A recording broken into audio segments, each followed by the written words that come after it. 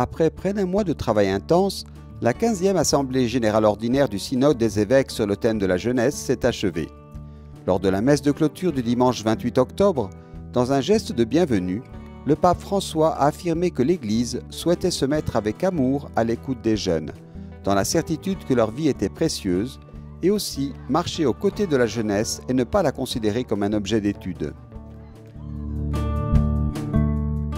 L'un des membres nommés par le pape était l'administrateur apostolique du patriarcat latin de Jérusalem, Monseigneur Pier Battista Pizzaballa, qui a commenté les défis et les espoirs des jeunes de la terre de Jésus.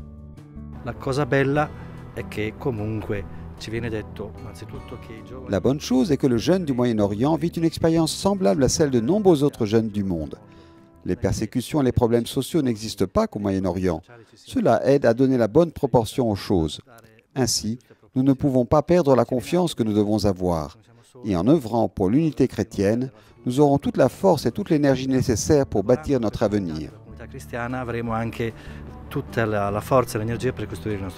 Le document final du synode, avec comme fil conducteur le passage des disciples d'Emmaüs, a été approuvé dans l'après-midi du 27 octobre à la salle du synode.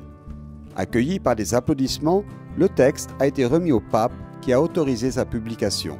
Parmi les sujets abordés figurent la vie des jeunes à l'école et dans la paroisse, la sexualité humaine, la présence des femmes dans les instances ecclésiales et dans les processus décisionnels, les phénomènes de migration, la reconnaissance et la réaction à tout type d'abus, en plus de la famille en tant que première communauté de foi.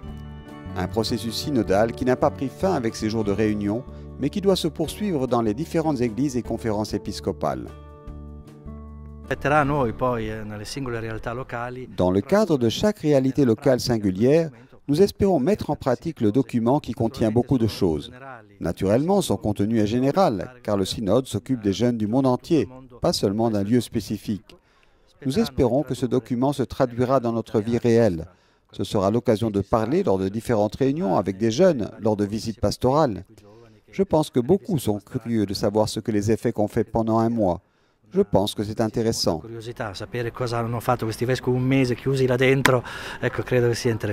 Pendant 25 jours, 267 pères synodaux et collaborateurs de différents pays ont travaillé à l'élaboration et à la conclusion du document final. Et pour la Terre Sainte, il y a quelque chose de nouveau. Lors du synode, le chef de la fondation Yucat Arabe et coordinateur de l'office patriarcal pour la pastorale des jeunes, l'évêque maronite Monseigneur Toufik Bouhadir, a annoncé la tenue d'une rencontre œcuménique internationale de jeunes qui se tiendra au Liban du 22 au 26 mars 2019.